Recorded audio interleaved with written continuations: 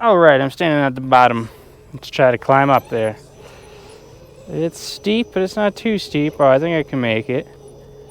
Oh yeah, very nice, very nice. Oh, beautiful thing, Element. Oh yeah, oh yeah.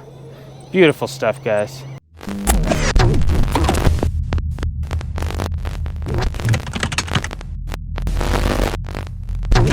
What is going on, guys? RC Propaganda here, back at you with another video. This is going to be the last one from this location for a little while, but the weather was so nice that I figured I would come back again today and bring another truck.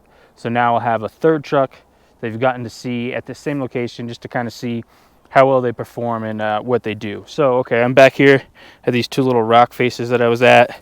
The camera definitely doesn't pick up the steepness as much, but this one right here, I mean, it's pretty steep. I couldn't get up that one at all. None of the trucks have gotten up. This one here, couldn't get the Redcat up, but let's see, try to get a look in here, but it's pretty steep. The Redcat, I had to get some speed and go up this way. But the Class 1 Power Wagon on my HPI Scale Builders kit did seem to hook up right here, and I got up there. And the soft dirt, nothing really ever does good in that. So that's the location here, and then we're going to continue on and get to some of the other rocks. If you've watched the last couple of videos, you would have seen this location and how the other trucks did. So let's get a look at the truck that I brought for you guys today. All right, so here is the truck I brought. It is my Element. So if you do watch my channel, you will know this truck went down in my redwood forest crawl. The switch is not waterproof for the Castle ESC. I got a Mamba X in there, so I had to take the switch off, and I just soldered the wires together, and no more switch, no more problems with that. So this truck started as a kit, and it is pretty built. I got a really powerful Savox servo in there. I got a servo winch. I got the Mamba X with the 2850 kV Castle slate. I have added some high clearance links. Have only really drove very shortly with them, so don't 100% know how they are, but the clearance is definitely there. So I'm really pumped about that. I got SSD weights in the back. I got the brass knuckles for weights in the front. And I do have the 6% overdrive, and I'm rocking Pitbull Rock Beast XLs. Haven't really been a fan of them, but we'll see how they do today. The temperatures are not super high, but the sun is warming this rubber up. I can feel it. It's not too bad, so we'll see how it performs compared to the Super Swampers on the other two rigs. But that's the truck. I do have a cage set up on it. I really like that. Obviously, great approach angle. The only thing I dislike about the look is I got this little bit of a bumper gap. I think I'm going to try something different for a bumper and try to get rid of that. Outside of that, though, I think the truck looks really good. So enough of talking about the truck. Let's see how it actually performs, guys. That servo is really loud on this truck, but yeah, here we go. So let's see how she does. Obviously getting up, no problem.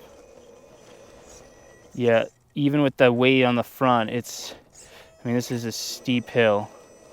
Nothing has made it up. Let's see here, bump it, no.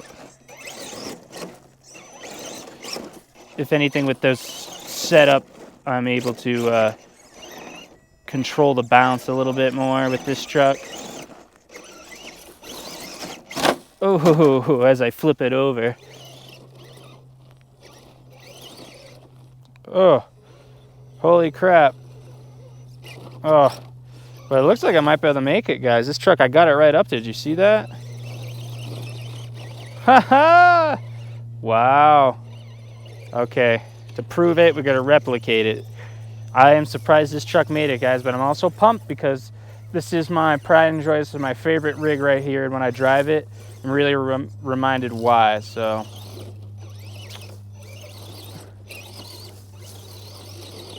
Oh, like nothing, guys. I think it's that overdrive. I got that little bit of extra bite. Wow. So here's a look at it. I'm able to just plop it, get some traction, and I got right up there. None of the other trucks could do that. Wow, I'm really happy about my Element.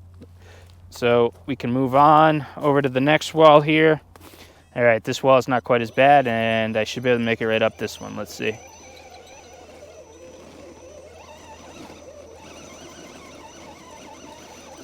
see I'm still slipping a little, but the front's lifting. The HPI with those little super swampers definitely was able to get up this wall a little bit better. I know I can make it with this with some speed.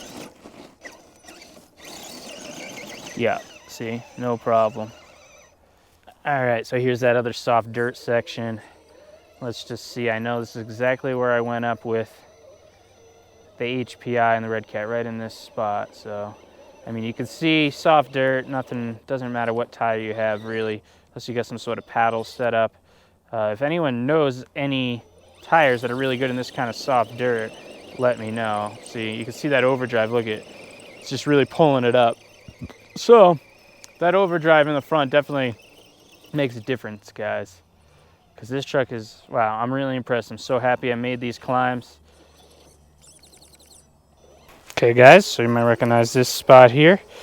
I was getting up on this. So these 1.9 XL tires are definitely going to help compared to the Class 1 on this. You can already see my breakover angle is really good here. And I'm able to get up and get right over this obstacle. And look, I scraped right off of it. So Class 1 tires did do it, but 1.9 XLs do it way easier for sure. Okay, here's just a really steep climb. I don't think I can make it too much higher than I was going, but you can see as long as you got traction, if I had some more weight on the front, this is look at that. So you definitely still don't have as much weight as I'd like on the front of this thing, even with those knuckle weights. They wouldn't work with my aluminum hubs, but I'm not really missing out on too much weight there. But the knuckles are all I have for weight on front setup for this. And I mean, it gets traction, but you can see right here. Look at that, really good slow control, censored oh, saved it. It does it. All right, so here we are. The Redcat and the HPI both did this fabulous. They just straddled it. I don't see no difference here, but just so you can see another look, another vehicle. The loud ass servo coming through. This truck does it no problem. Good turning radius. Still gonna need a backup though. Both trucks, all three trucks rather, did require a backup. Oh, this thing cuts so sharp. All right. Okay, here's another test of the inclines it can take. The Redcat did this one really good. This one's doing the same thing. Oh, it's actually even getting up all the way on the other side where it's a little steeper. So the Redcat couldn't quite make that steeper, so that I did have to move it over a little bit to the right. I would say that's just with that longer body. But yeah, the Element is definitely a solid build here. Look at that control right down. Beautiful stuff, guys. Beautiful. I love it.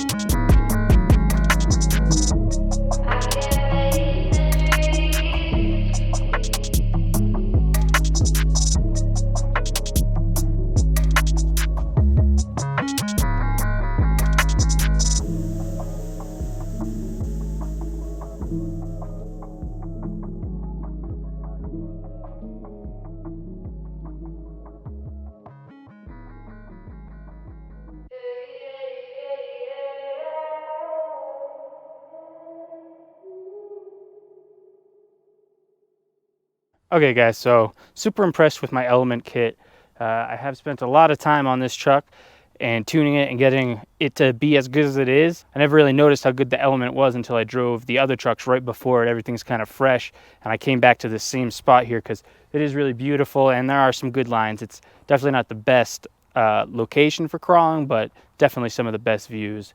But the truck was able to handle everything just a little bit better, I felt, than the other two trucks. And this is definitely by no means any kind of head-to-head, but if you go back and watch the other videos, you can kind of see how each truck did and just kind of how each truck looked in the crawl, and you can kind of judge for yourself. All three are great trucks. I wouldn't say one is 100% better, but my Element definitely seems to be all around a little bit better. So yeah, I'm going to continue driving, and thanks for tuning into this video and going along the crawl with me. But until the next one, guys, I'm out.